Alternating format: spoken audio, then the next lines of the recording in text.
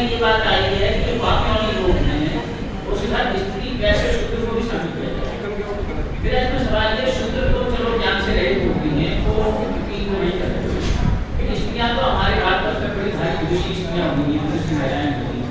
मैंने कहीं पढ़ा है कि लोपामुद्रा, मैत्री, गागी उन्होंने भी अपनी चाय नहीं की, तो स्त्रियों को क्यों शामिल किया? मेरी थोड़ी बात कम है। ठीक है। दूसरा सवाल मेरा ये है कि आपने जो बताया कि क्या निरपेक्ष अपना सापेक्ष तो शैलियाँ हम अनुमति को अपना माने एक तरह से वो साधना करें, दूसरी साधना ये करें हम उनको शुद्ध करें, तो हम उनको अपना माना ही नहीं। आपका ये कहना है तो ज़्यादा अच्छा है।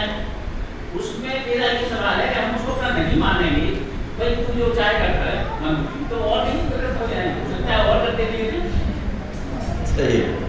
चलिए देखिए, ये बहुत बड़ा सवाल है स्त्री को लेके, इस पर बहुत क्वेश्चंस आते हैं और मानस में भी एक चौपाई है ना, ढोल गंवार शूद्र पशु और ये सब ताड़न के अधिकारी। तो कई विद्वान तो उन्होंने उसको कर दिया कि नहीं ताड़न के अधिकारी नहीं है, रारी है और यहाँ पे ऐसा वैसा। ऐसा नहीं है भाई, जो लिखा है वही है। अब हमारी खोपड़ी में नहीं घुस रहा है, हमारी समस्या है। समुद्र कह रहा, मैं वही कह रहा हूँ, रेफरेंस है। तो स्वामी जी से भी पूछा, हालांकि स्वामी जी से पहले एक कौन वो हंसाते हैं ना, वो कौन से हैं वो, सुरेंद्र शर्मा ने तो इसका बढ़िया जवाब दे दिया। वो पति पत्नी में लड़ाई चल रही थी तो उन्होंने कहा कि देखो तुम्हारे लिए ये तुलसीदास जी कहेगा तुम मूड हो, पति से कहा। तो उन्होंने कहा हमसे तिगुने मूड तुम हो, हम एक जगह तुम तीन जगह हो। यहाँ पे भाई हम तो स्त्री हैं, ढोल गंवार और सूत तुम तीन जगह बैठे हो, हम तो एक ही जगह बैठी हैं। स्त्री जो है, स्त्री तत्व जो है ना मूल में,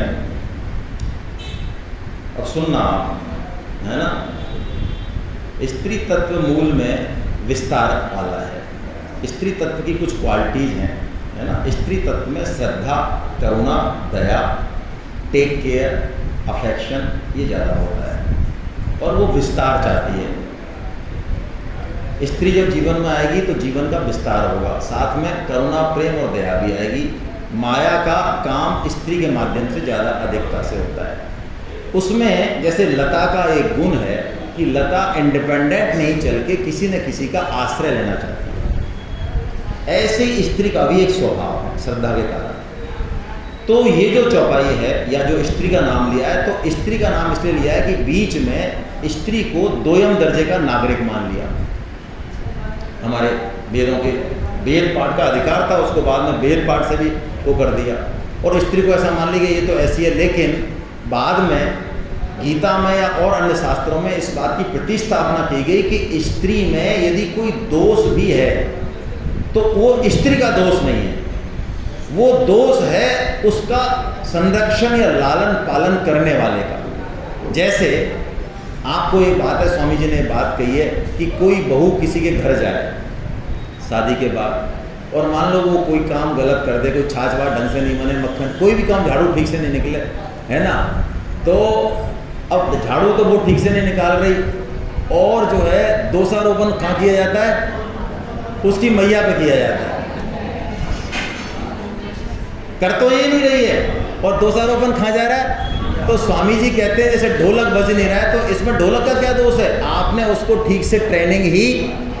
तो स्त्री दो पुल है, दो संस्कृतियों को, दो परिवारों को जोड़ने का, इसलिए बहुत प्रेस्टिजियस भी है। तो जो चीज़ प्रेस्टिजियस होती है उस पर आप थोड़ा सा विधि निषेध ज़्यादा लागू करते हो। आप पीतल को बाहर रख दोगे लेकिन हीरे को और उसको तिजोरी में रखोगे। तो स्त्री पर जो मर्यादाएं भी लगाएगी वो इसलिए क्योंकि स्त्री यदि भ्रष्ट हो गई तो हमारी धर्म और संस्कृति का पुल पूरा ढह जाएगा, इसलिए हमारे शास्त्रों में उसको प्रेस्टिजियस माना है। तो ये जो भाव है ना, ये भाव तो गीता में कृष्ण ने इसलिए कहा कि स्त्री, यहाँ पे भगवान ने 7 चीज क्या कि समष्टि को कवर किया है। पाप योनि, दुराचारी, चारों वर्णों का नाम लिया, उसके बाद स्त्री रह गई तो भगवान ने स्त्री का भी नाम लिया कि स्त्री भी कोई ये ना समझे कि स्त्री भगवत प्राप्ति की अधिकारी नहीं है। इसलिए स्त्री का नाम लेना यहाँ पे ऐसा नहीं है कि उसको नीचा समझा जा रहा है, बल्कि उसको भगवत प्राप्ति में समान अधिकार माना जा रहा है। यहाँ पे पॉजिटिव वे में लिया गया है। परम श्रद्धेय स्वामी जी महाराज ने ये बात कही है ना।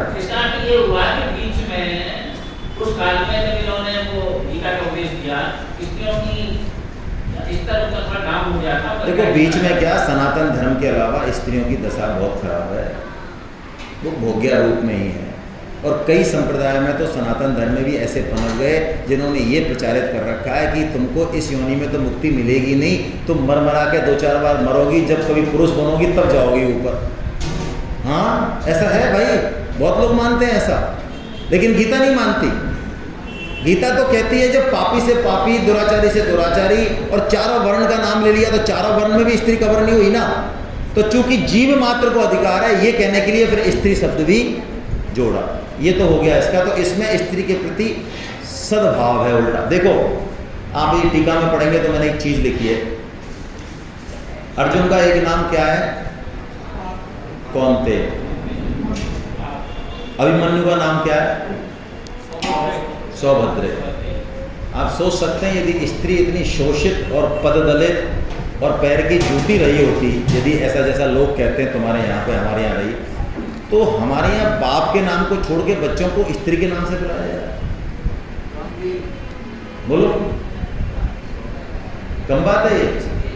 ऐसा इसलिए हुआ सर कि वो दो पत्नियां, वो भी एक कारण है, वो भी कारण है, वो भी कारण है, लेकिन वो तो उसमें तो नंबरिंग भी कर सकते थे हम, है ना, नंबरिंग कर देते 1 2 3, उसमें तो ये तो एक ये नहीं है। अब दूसरा प्रश्न आपका, करण निरपेक्ष और करण सापेक्ष। देखिए करण निरपेक्ष साधन बहुत तेजी से जाता है, उसके लिए आपकी योग्यता होनी चाहिए। करण निरपेक्ष का मतलब वही निर्गुण निराकार है। करण निरपेक्ष का मतलब है हमको मन बुद्धि किसी का भी आश्रय नहीं चाहिए, क्योंकि हम इंडिपेंडेंट है ना।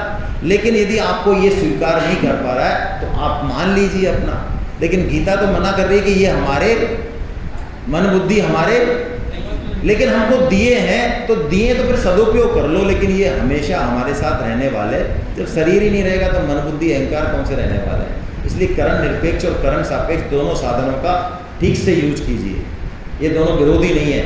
यदि दोनों का ठीक से यूज करेंगे तो दोनों ही अपने आप में सक्षम है। ठीक है, यही प्रश्न था ना? प्रश्न यही था, लेकिन ये है ना कि हम खुश होता नहीं, आपका कहना ये है एक तो अगर कि आप खुश होता नहीं। अब एक तरीका तो ये है कि मन को शुद्ध करो ध्यान व्यान से, या जो भी भगवान ने तरीके बताए। तो आप इस फील्ड में मुझे नहीं पता कितने आगे हो, जिन्होंने 5-4 साल 10 साल मेहनत की है, ध्यान योग के कैंप किए 10-10 हज़ार रुपये दे के, उनसे ज़रा बात करके देखना, उनसे बात करना। मैं आपसे सीरियसली कह रहा हूँ कि तुम्हारा क्या 1 मिनट भी मन रुकता है भगवान में? 10 साल के बाद कह रहा हूँ मैं, 10 साल के बाद। सुनो आप सुनो, तो एक तरीका तो ये है कि मन को अपना मान के और फिर उसको शुद्ध करेंगे हम। और स्वामी जी कह रहे हैं कि मन जब तुम्हारा है ही नहीं तो जिस दिन इसको छोड़ देंगे ना, इसकी परवाह करना बंद कर देंगे। देखो ऐसा है, मन में कामनाएं जो आती हैं वो नष्ट होने के लिए आती हैं। आपके रसगुल्ले की कामना आई, आप नहीं गए उठ के, आपके मन में आया था कि एक रसगुल्ला जो सुबह खाया था वो अच्छा था, मैं ऐसा है बाकी लोग तो गीता सुन रहे, मैं एक और जरा खा जाता हूँ, लेकिन आप नहीं गए तो वो कामना हो सकता है क्या ज़्यादातर समय थोड़ी देर बाद क्या हो जाएगी, स्वामी जी ने कहा है मन में जो कामनाएं आती हैं उनको हम पकड़ लेते हैं। यदि हम उनको देखने लग जाए कि आ रही है तो वो चली जाएगी, और उसके बाद कम आती है, बट नष्ट हो जाती है। सुधीर जी भी कुछ बता रहे हैं, आप बताएंगे। बात ये है सर कि वो मन शक्ति किससे पाता है? मन शक्ति किससे पाता है? मन शक्ति आत्मा से पाता है। शक्ति नहीं है बात करना। हाँ शक्ति, लेकिन अपना अपना सोचने का तरीका है। चलो जैसा भी